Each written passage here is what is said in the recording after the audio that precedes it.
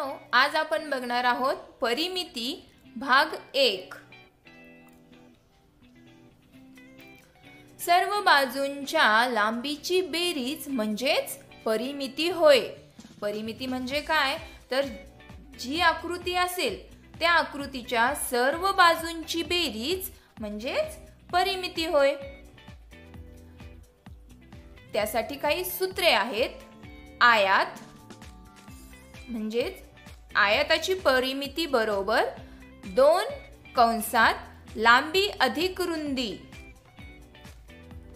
चौरसाची परिमिती बरोबर 4 गुणिले बाजू।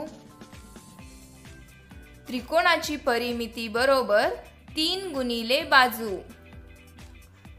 वर्तुळाची परिमिती बरोबर 2 पाय r।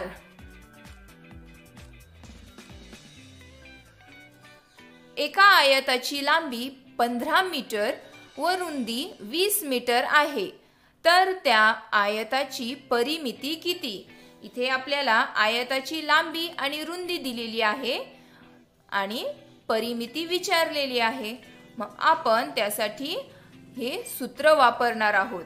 आयताची परिमिती बरोबर 2 कंसात लांबी अधिक रुंदी।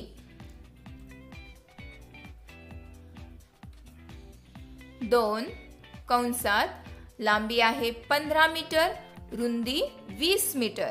मग इथे काय होईल, या दोघांची बेरीज आणि इथे चिन्ह नाही म्हणजेच तिथे असतं गुणाकाराचं चिन्ह। मग 15 अधिक 20 35 म्हणून 2 गुणिले 35 आणि यांचा गुणाकार आहे 70 म्हणून त्या आयताची परिमिती किती आहे 70 मीटर। एका चौरसाची लांबी 35 मीटर आहे, तर त्या चौरसाची परिमिती किती? इथे आपल्याला चौरसाची लांबी दिलेली आहे आणि त्यानुसार परिमिती काढायची आहे। मग त्याचे सूत्र आहे चौरसाची परिमिती बरोबर 4 गुणिले बाजू। ही लांबी म्हणजेच काय आहे, त्याची बाजू आहे, म्हणून 4 गुणिले 35 यांचा गुणाकार येईल 140 मीटर, म्हणून चौरसाची परिमिती बरोबर 140 मीटर।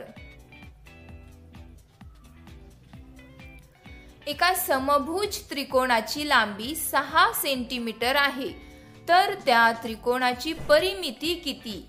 समभुज त्रिकोण, समभुज म्हणजे सर्व बाजू समान असणारे। मग एका बाजूची लांबी आपल्याला दिलेली आहे 6 सेंटीमीटर, म्हणून या दोघांचीही लांबी किती येईल 6 आणि याची सुद्धा 6 सेंटीमीटर। त्रिकोणाची परिमिती बरोबर 3 गुणिले बाजू। 3 गुणिले 6 म्हणजेच परिमिती आहे 18। त्रिकोणाची परिमिती बरोबर 18 सेंटीमीटर। वर्तुळाची परिमिती काढा। इथे आपल्याला एक वर्तुळ दिलेला आहे आणि ही आहे वर्तुळाची त्रिज्या। ही काय आहे वर्तुळाची त्रिज्या आणि ती आहे 14 सेंटीमीटर। त्रिज्या नेहमी r या अक्षराने दाखवतात। मग परिमितीचे सूत्र काय आहे, वर्तुळाची परिमिती बरोबर 2 पाय r।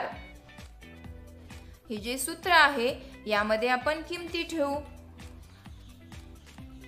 हे 2 इथे मध्ये काहीच चिन्ह नाही म्हणजेच ते गुणाकाराचं चिन्ह असतं आणि पायची किंमत ही नेहमी 22/7 असते। r म्हणजेच ही रेडियस त्रिज्या ती किती आहे 14 सेंटीमीटर। आता 7 एक 7 आणि 7 दुने 14। गुणाकारामध्ये किती संख्या आहेत 2 गुणिले 22 गुणिले 2 यांचा गुणाकार येईल 88 सेंटीमीटर, म्हणजे वर्तुळाची परिमिती बरोबर 88 सेंटीमीटर। परिमिती काढण्यासाठी तुम्हाला जे काही सूत्र दिलेली आहेत ते सर्व सूत्र जर पाठ केली तुम्ही तर त्यानुसार आपल्याला गणित सोडवण्यासाठी खूपच कमी वेळ लागतो. त्यामुळे ही सर्व सूत्र तुम्ही पाठ करा. दिलेल्या आकृतीची परिमिती काढा. आता ही आकृती म्हणजे वर्तुळही नाही, चौरस नाही, आयत नाही आणि त्रिकोण सुद्धा नाही. मग याची परिमिती काढायची कशी? तर आपण अगोदरच बघितले होते की दिलेल्या आकृतीच्या सर्व बाजूंची बेरीज म्हणजे काय असते? परिमिती. मग त्यानुसार आपण इथे या आकृतीची परिमिती काढणार आहोत. परिमिती बरोबर सर्व बाजूंची बेरीज. मग आपण इथे सर्व बाजूंची लांबी लिहून घेणार आहोत. जसे हे 4 4 4 अधिक 4 3 2 3 1 ह्या काय आहेत? त्याच्या बाजू. या बाजूंची बेरीज ती आहे 25. म्हणजेच या आकृतीची परिमिती किती आहे? 25.